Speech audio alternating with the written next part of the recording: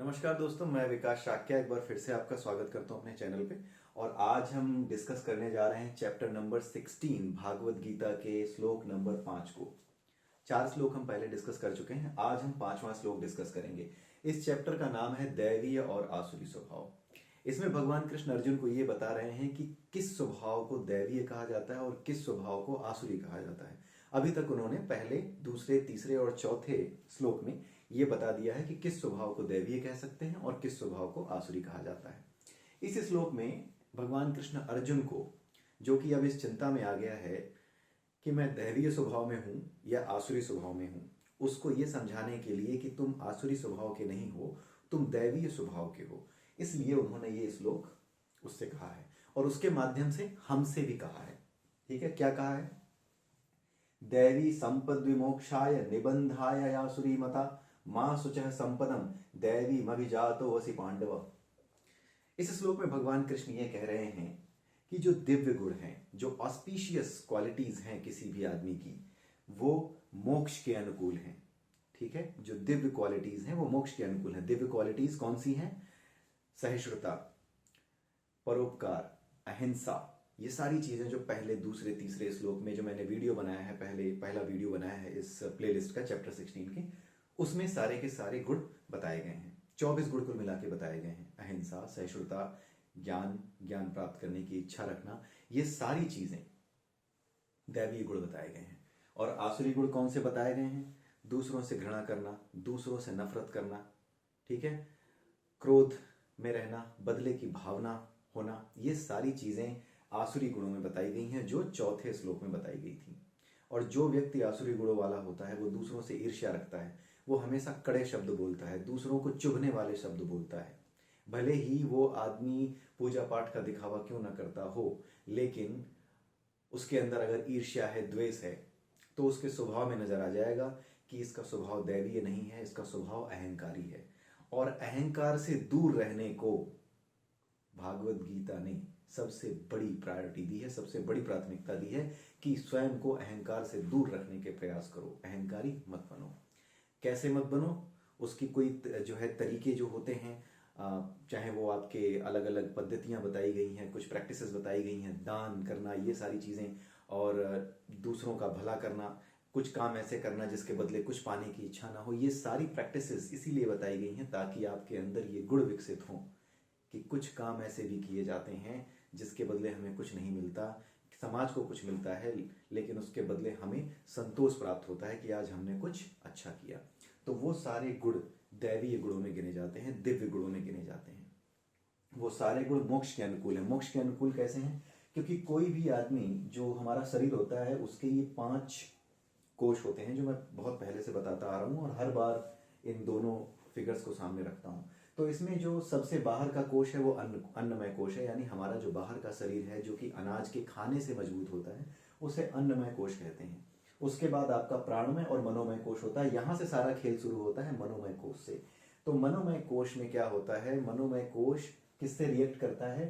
प्रकृति के 24 तत्वों से रिएक्ट करता है। वो 24 तत्व जो मैंने चैप्टर नंबर 13 में बताए हैं, ठीक है, भागवत गीता में। तो वो जो 24 तत्व हैं उनके साथ मनोमय कोश रिएक्ट करता है। कैसे रिएक्ट करता है? हमारे बॉडी में क्या होती हैं? इंद्रियां होती हैं। इंद्रियों के विषय हैं, जैसे जीभ एक इंद्रिय है, इसका विषय क्या है? स्वाद लेना, ठीक है। उसी तरीके से और भी इंद्रियां हैं, उनके अलग अलग विषय हैं।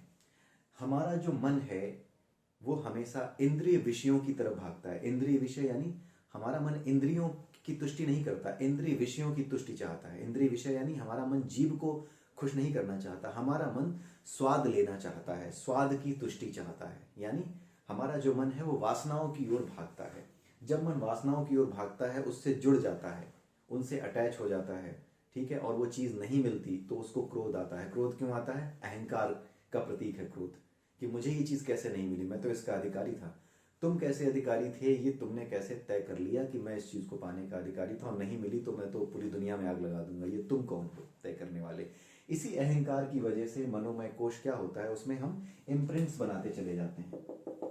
जब इम्प्रिंट्स बनाते चले जाते हैं तो क्या होता है? ये कैसा गुण है? अहंकार कैसा गुण है? दिव्य गुण नहीं है, वो आसुरी गुण है, ठीक है।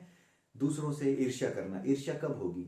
जब हम किससे जुड़े होंगे? वर्ल्डली अफेयर्स से, यानी कि किसी चीज़ में अटैच होंगे। जैसे गाड़ी खरीदना, ये हमारी ज़रूरत की चीज़ हो सकती है, लेकिन कुछ लोग ऐसे चाटते हैं अपनी गाड़ी को कि अगर जरा सी खरोच लग जाए तो हो सकता है सामने वाले को गोली मार दें।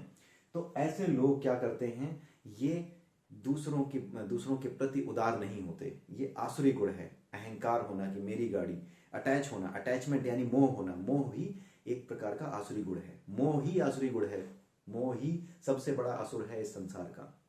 मोह से ही अहंकार पैदा होता है, ये मेरा। उसी वजह से तो लोग गलतियां करते हैं, उसी वजह से तो लोग अपराध करते हैं। अपने बच्चे को बचाने के लिए, अगर किसी के साथ अन्याय किया है हमारे बच्चे ने, तो उसे बचाने के लिए अपनी ताकत, अपने ओहदे, हर चीज़ का पूरा इस्तेमाल करके समाज से न्याय को नष्ट करते हैं। कुछ लोग ऐसे होते हैं। तो ये आसुरी स्वभाव की वजह से क्या होता है, अपने मनोमय कोश में तरह तरह के इम्प्रिंट्स बनाते चले जाते हैं अटैचमेंट की वजह से। वो इम्प्रिंट्स तब तक खाली नहीं होते जब तक कि हम ऐसे काम करने नहीं शुरू करते या ऐसी भावना अपने मन में पैदा नहीं करते कि हमें कुछ ऐसा काम करना है जो दूसरों के लिए हो, जिसके बदले कुछ मिलने की आशा ना हो, जिसको निष्काम कर्म योग कहते हैं। जब तक निष्काम कर्म यानी बिना किसी इच्छा के किया जाने वाला कर्म, केवल ये समझ के कि ये मेरा कर्तव्य है, अपने अधिकारों को जानते हुए, अपने कर्तव्य को जानते हुए जो कर्म किया जाए, बिना कुछ पाने की इच्छा रखे, केवल और केवल अपना विशुद्ध कर्म समझ के किया जाए, जब वो कर्म करना शुरू करते हैं तब हम मोह से दूर होते हैं, क्योंकि इच्छाओं से हम जुड़े ही नहीं होते, कुछ पाने की इच्छा नहीं होती बदले में। इसीलिए निष्काम कर्म योग को बहुत महत्व दिया गया, और इसीलिए कर्म योग भागवत गीता का बहुत इंपॉर्टेंट चैप्टर है। ठीक है, तो ये सारी चीजें जो कि आसुरी हैं, मोह होना, अहंकार होना, ये सारी चीजें क्या करती हैं, इम्प्रिंट बनाती जाती हैं, बीज बोती चली जाती हैं मनोमय कोश के जमीन पे।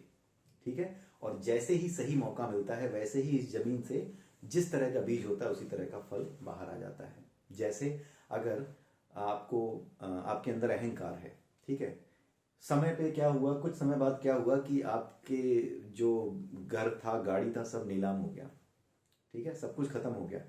आप कुछ दिनों तक वो बीज क्या है, दबा रहेगा अहंकार का। लेकिन फिर से क्या हुआ, फिर से थोड़ी सी ना आनी शुरू हुई, इनकम शुरू हुई, थोड़ा सा आगे बढ़े, फिर से क्या हुआ, उस बीज को थोड़ा पानी मिल गया। अब जैसे ही उसको पानी मिलेगा, वो अहंकार का बीज फिर बड़ा होगा, फिर भूल जाएगा आदमी कि पहले किस तरह का जीवन में जी करके आया हूं। तो इस ज्ञान को समझना भागवत गीता के इसीलिए जरूरी है, ताकि समाज में एक समता लाई जा सके, समाज के लोगों को ऐसा बनाया जा सके जो एक दूसरे से घृणा ना करते हों, एक दूसरे से नफरत ना करते हों। ये कोई पंडिताई या कोई ब्राह्मणवाद नहीं है, ये सीधा सीधा विशुद्ध ज्ञान है, जिसका संबंध सीधा हमारे चरित्र से। इस बात से कोई फर्क नहीं पड़ता कि हम क्या हैं। ये ब्राह्मणों के लिए, क्षत्रियों के लिए या किसी विशेष वर्ग जाति के लिए कहा गया ज्ञान नहीं है। इस भ्रांति को हटाना बहुत जरूरी है। जिस तरीके से एक नैरेटिव बनाया गया अभी तक भागवत गीता के विरुद्ध, सनातन के विरुद्ध, उस नैरेटिव को हमें धूल में मिलाना है। इस बात को भी याद रखिए। इन वीडियोस का उद्देश्य केवल इतना नहीं है कि भागवत गीता में क्या लिखा आपको बता दिया जाए। इसके माध्यम से उस नैरेटिव को जो असुरों को पैदा कर रहा है हमारे समाज में, उन असुरों की पूरी सत्ता को हिला करके रख देना है। ये इन वीडियोस का उद्देश्य है। ठीक है, तो दिव्य गुण, आसुरी गुण बंधनकारी हैं। क्यों? क्योंकि मनोमय कोश में जब तक फंसे रहोगे, जब तक वासनाओं में फंसे रहोगे, ज्ञानमय कोश दिखाई नहीं देगा। क्यों? क्योंकि मनोमय कोश एक दर्पण की तरह है। एक गाना आपने सुना होगा, तोरा मन दर्पण कहलाए। ये बहुत बड़ी फिलॉसफी से उठाया गया है। दर्पण का कारण क्या है कि जैसे दर्पण है, उसके ऊपर धूल गिर जाए, मैं कह रहा हूं ना कि इस पे इम्प्रिंट्स बनते हैं। अगर इस पे धूल गिर जाती है तो होगा क्या कि उसके नीचे, उस दर्पण के पीछे, उसके नीचे क्या है वो दिखाई देना बंद हो जाएगा। लेकिन जैसे ही आप इम्प्रिंट्स को खाली करोगे, वैसे ही क्या होगा, आपका मन का दर्पण साफ हो जाएगा, और दर्पण के नीचे क्या है, ज्ञानमय कोश है, ये दिखने लगेगा। वास्तविक ज्ञान के दर्शन हो जाएंगे। और जब वास्तविक ज्ञान के दर्शन हो जाएंगे, जब वास्तविक ज्ञान आपको मिल जाएगा, तो वो किधर ले जाएगा, वो आपको आनंदमय कोश यानी आपकी आत्मा का अनुभव आपको करा देगा। इसीलिए जो दैवीय गुण है वो मोक्ष के अनुकूल है, क्योंकि जैसे ही आप आनंदमय कोश में अपनी आत्मा को जान जाते हो कि आप शरीर नहीं, आप वास्तव में एक आत्मा हो, जिसका इन उथल पुथल से कोई लेना देना नहीं होना चाहिए, क्योंकि ये सब यहीं छोड़ के चले जाते हो। बार बार पैदा होते हो, बार बार भूलते हो, सब कुछ छोड़ करके यहीं चले जाते हो। इसीलिए इसका दर्शन होते ही, अपनी आत्मा के दर्शन होना ही मोक्ष को प्राप्त होना कहा जाता है। ठीक है, जीते जी मोक्ष इसी को कहते हैं कि अपनी आत्मा को, अपने वास्तविक स्वरूप को हम जान गए। तो भगवान कृष्ण अर्जुन से ये कह रहे हैं कि दिव्य गुण मोक्ष के अनुकूल है, समझने में कोई दिक्कत नहीं होनी चाहिए। आसुरी गुण बंधनकारी है, क्यों है, ये भी समझने में दिक्कत नहीं होनी चाहिए। अगर हम इस वीडियो, इस फिगर को, जो कि हमारे 5 कोश, जो हमारे शरीर के 5 कोश होते हैं, उनके बारे में अगर हमें समझ में आ गया है तो आगे देखते हैं वो क्या कहते हैं अर्जुन से कि तुम दिव्य गुणों के साथ उत्पन्न हुए हो, इसलिए तुम मत सोचो। उन्होंने अर्जुन को क्यों ऐसा कहा? इसलिए कहा क्योंकि अर्जुन कंफ्यूज हो रहा था इस समय।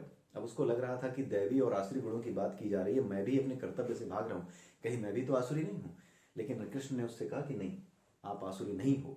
इसलिए नहीं हो क्योंकि आपके अंदर करुणा, दया, मैं इसको क्यों मारूं, क्या मिलेगा, क्या लाभ होगा, इस व्यर्थ के युद्ध से क्या लाभ है।